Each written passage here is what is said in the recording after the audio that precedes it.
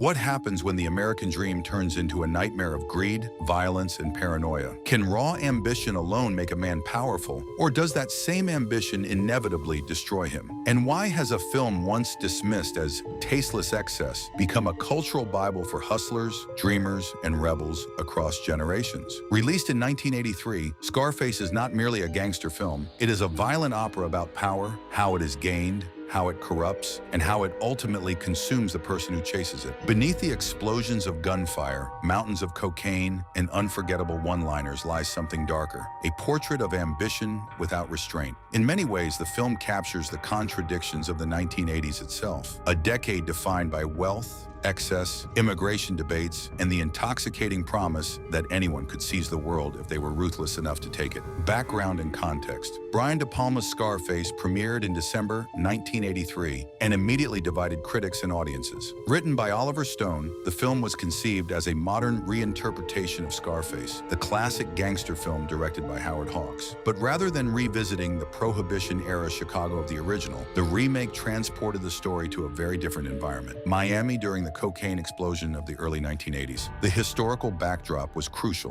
In 1980, the Mariel boat lift brought more than 120,000 Cuban refugees to the United States, many settling in Florida. The sudden demographic change, combined with the rapid growth of the cocaine trade, created a volatile atmosphere that fascinated Hollywood. Oliver Stone reportedly spent months researching drug trafficking networks to capture the culture of Miami's underground economy. Production itself was surrounded by controversy. The film's script contained extraordinary levels of profanity, more than 200 uses of the word F-word, along with explicit violence. When first submitted to the Motion Picture Association of America, the film received an X rating. After negotiations and minor cuts, it was eventually released with an R rating. Financially, the film was not the blockbuster one might expect today. Produced with a budget estimated between $23.5 million and $37 million, Scarface earned about $66.4 million worldwide. Critics at the time were deeply divided. Some praised its operatic ambition, while others dismissed it as grotesque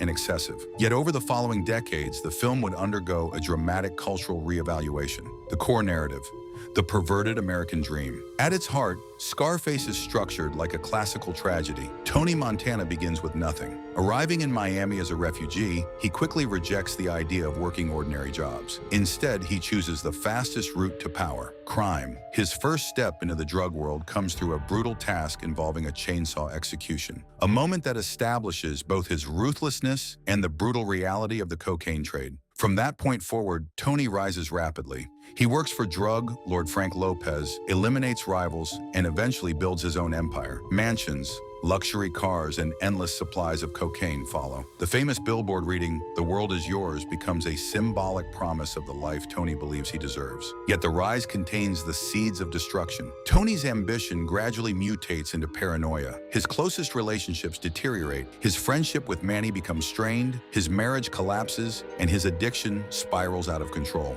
Surrounded by wealth but devoid of trust, Tony transforms from an ambitious immigrant into a tyrant trapped inside his own empire. Like many tragic heroes, his downfall is not caused by external enemies alone. It is driven by hubris, the overwhelming arrogance that convinces him he is untouchable. By the film's climax, Tony Montana stands alone against an army of assassins. The empire he built through violence ends in an explosion of violence. Key themes and symbols: "The world is yours" billboard. Few images in the film are more iconic than the glowing billboard reading, "The world is yours." At first, it represents Tony's dream of limitless opportunity. Yet as the story progresses, the sign takes on a darker meaning. It becomes a reminder that the promise of success can be deceptive. Tony achieves wealth beyond imagination, but the world he claims ultimately imprisons him. Cocaine as a symbol. Cocaine is more than a plot device in Scarface. It represents the moral collapse of the world Tony inhabits. The drug fuels his rise, but also accelerates his psychological decay. As Tony's consumption increases, so does his instability. The powder covering his desk in the final act visually symbolizes the excess that has overtaken his life. The chainsaw scene. One of the film's most infamous sequences involves a chainsaw execution inside a Miami motel. The scene is shocking not only because of its brutality, but also because it marks Tony's initiation into the ruthless economics of drug trafficking. It tells the audience immediately, this world does not reward mercy. Surveillance monitors. Later in the film, Tony's mansion is filled with security cameras cameras and surveillance screens. These devices reveal the paradox of power.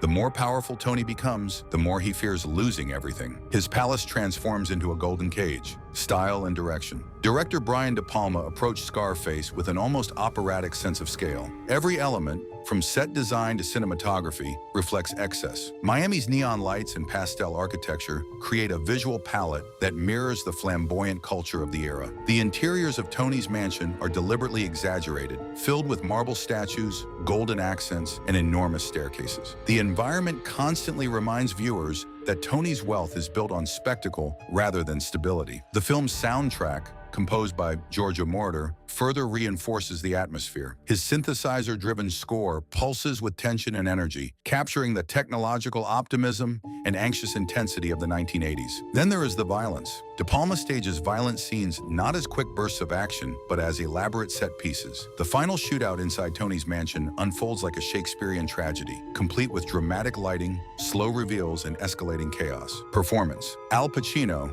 as Tony Montana. The performance at the center of the film is Al Pacino's portrayal of Tony Montana. Pacino's approach is intentionally theatrical. His exaggerated accent, explosive temper, and intense physical gestures create a character that feels larger than life. Critics initially questioned the authenticity of the Cuban accent, but the rhythm and cadence of Tony's speech eventually became iconic. What makes the performance fascinating is the subtle transformation that occurs throughout the film. At the beginning, Tony's eyes are sharp and calculating. His movements are controlled. But as cocaine and paranoia consume him, his expression becomes distant and erratic. By the final act, he looks like a man unraveling. Moral irony and cultural impact. Despite being intended as a cautionary tale, Scarface developed an unusual afterlife. Many viewers interpreted Tony Montana not as a warning, but as an icon. In particular, the film resonated strongly within hip-hop culture during the 1990s and 2000s. Rappers frequently referenced the movie's imagery, quotes, and themes of self-made success. The film's influence extended into fashion, music videos, and even video games. The open-world crime game Grand Theft Auto, Vice City borrowed heavily from the film's Miami setting, neon aesthetic, and narrative structure. Ironically, the story about the dangers of unchecked ambition became a symbol of ambition itself. This cultural reinterpretation reveals something fascinating about how audiences engage with stories. Sometimes viewers do not absorb the moral message a film intends to deliver. Instead, they adopt the elements that resonate with their own aspirations. Tony Montana was meant to be a warning. For many, he became a role model. Awards and legacy.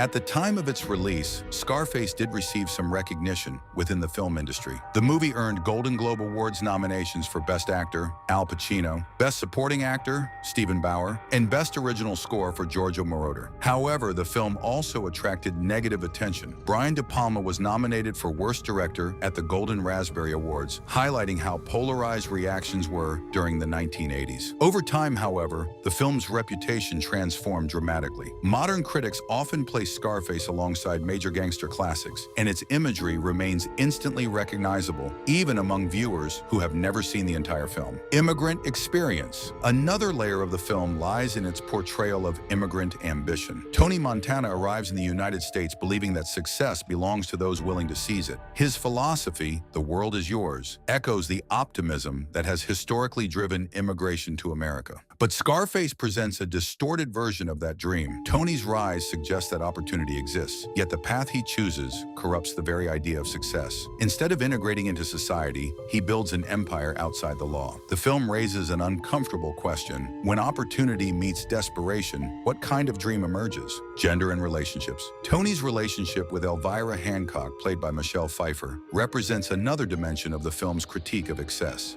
Elvira embodies glamour and luxury, yet her character is emotionally detached. She is drawn to wealth but indifferent to the violence that creates it. Their marriage ultimately collapses because neither partner truly understands the other. Tony seeks validation through possession, while Elvira gradually becomes disillusioned with the lifestyle surrounding them. Comparison to other gangster films. When compared to films like The Godfather, the differences become striking. The Godfather emphasizes family, tradition, and structured criminal organizations. Its characters follow codes of loyalty and hierarchy. Scarface, by contrast, rejects tradition entirely. Tony Montana represents pure individualism, individualism. He trusts no one, respects no hierarchy, and ultimately destroys every relationship around him. His empire is not built on family or loyalty. It is built on ego. More than 40 years after its release, Scarface continues to provoke debate. Is it a celebration of power or a brutal warning about what power does to the human soul? Viewed carefully, the film clearly leans toward the latter. Tony Montana gains everything he believes he wants: wealth,